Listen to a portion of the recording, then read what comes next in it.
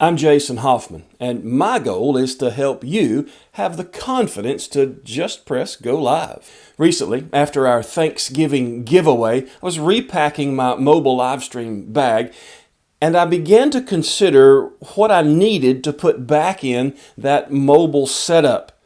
Anytime I consider what goes in that bag, I always have the temptation to leave things out, to pare down and only have a basic mobile live streaming, the bare bones mobile live streaming setup. To do a live stream, especially a mobile live stream, you need three things. You need something worth streaming, something to point your camera at, but you need the ability to capture video and the ability to capture audio. Once those three things are met, everything else that you have in your mobile live stream setup may improve, may level up what you're putting out. But is it really necessary? So let's look at what a bare bones mobile live stream setup might look like for you. So in this reassessment of my mobile streaming bag, I've set a few things out on the tabletop, and looking from left to right, on the front level I have a Sony Handycam, a double ball jointed magnet mount.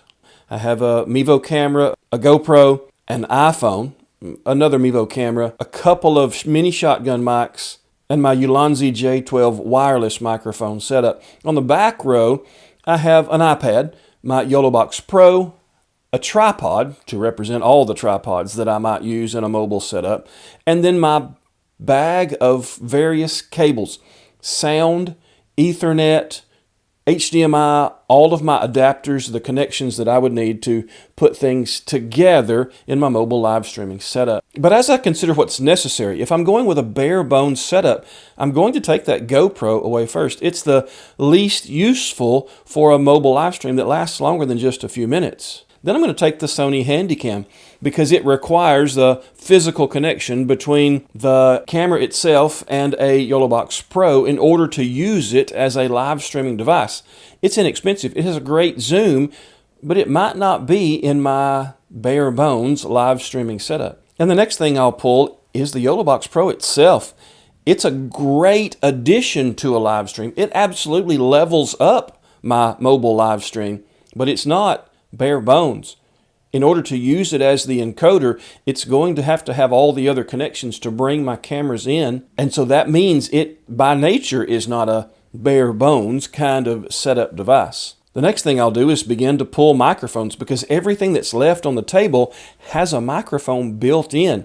If I'm aiming for bare bones, I don't have to add external microphones. And then I've removed all of the things that would require me to physically cable devices together. So the bag of cables gets taken off the table. The next thing I get to remove are the tripods. Technically, I don't have to have one.